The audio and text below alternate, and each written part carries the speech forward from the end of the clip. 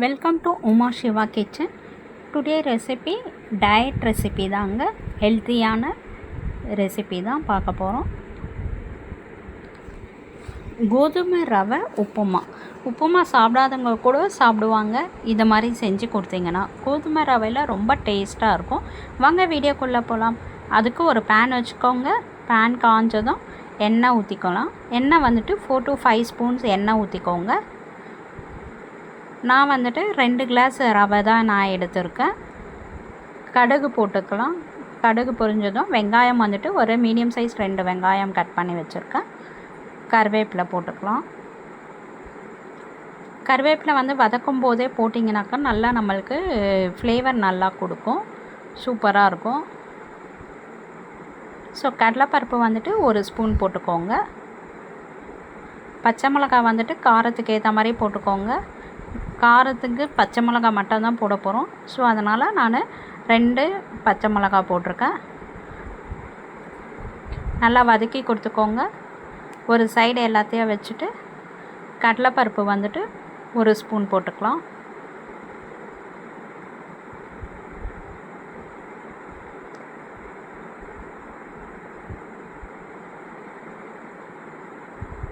பாருங்கள், எல்லாத்தையும் தனியாக வச்சுட்டு கடலைப்பருப்பு வந்துட்டு 1 ஸ்பூன் போட்டுக்கோங்க.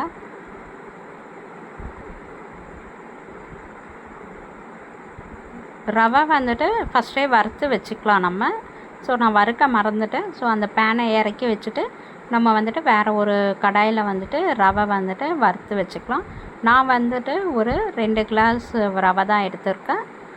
ஸோ அது லைட்டாக வறுபட்டால் போதும். அதை எடுத்து தனியாக வச்சுட்டு இப்போ இந்த பேன்லேயே கண்டினியூ பண்ணிக்கலாம். இதை நல்லா ஒரு கண்ணாடி பதம் வந்தோடனே நம்ம தண்ணி வந்துட்டு 1 கிளாஸ்க்கு 1 கிளாஸ் தண்ணின்ட்டு வச்சுக்கோங்க.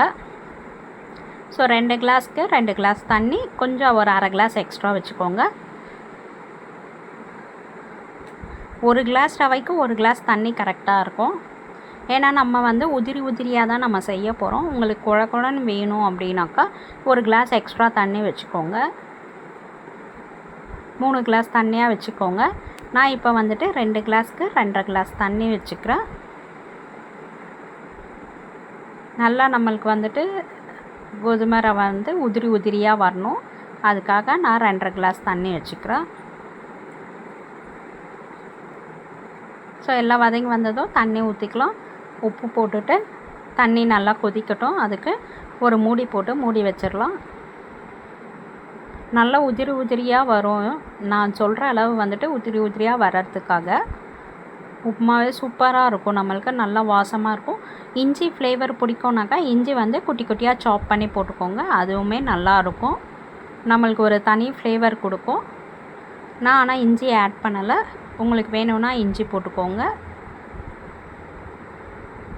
நல்லா தண்ணி வந்துட்டு கொதிக்கணும்.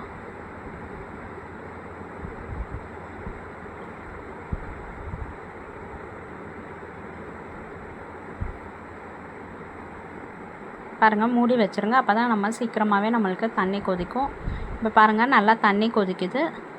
ஸோ ரவை வந்து வறுத்து வச்சுருக்கிற ரவை நம்ம போட்டுக்கிட்டே கலந்து விடணும். இல்லைனாக்கா நம்மளுக்கு கட்டியாக வந்துடும், லம்ஸு ஃபார்ம் ஆகிடும். ஸோ அதனால் போட்டுக்கிட்டே நம்ம சிம்மில் வச்சுட்டு கிளறிக்கிட்டே இருங்க. நல்லா எல்லாத்தையும் கலந்து விட்டுருங்க. கட்டியெல்லாம் இல்லாத நல்லா கலந்து இப்படி போட்டுக்கிட்டே கலந்திங்கனாக்கா ஈஸியாக உங்களுக்கு வந்துட்டு அந்த கட்டியாக வராது.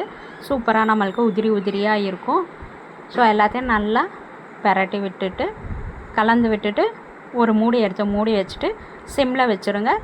ஒரு 10 நிமிஷத்துக்கு அப்புறமா எடுத்து பாருங்கள், நம்மளுக்கு சூப்பரான உப்புமா வந்துட்டு ரெடி ஆகிடும். நல்ல ரவை வந்துட்டு உதிரியாக சூப்பராக இருக்கும், நம்மளுக்கு டேஸ்ட்டாகவும் இருக்கும். நம்மளுக்கு உதிரியாக சாப்பிடும்போது தான் டேஸ்ட்டு நல்லாயிருக்கும். இது கூட ஒரு சட்னி வந்துட்டு ஒரு வேர்க்கடலை சட்னி, உடச்சக்கடலை சட்னி எதனா ஒன்று வச்சு சைட் டிஷ்ஷாக வச்சு செய்யுங்க, சாப்பிடுங்க. சூப்பராக இருக்கும். பாருங்கள், சூப்பரான கோதுமை ரவை உப்புமா ரெடி ஆகிடுச்சு.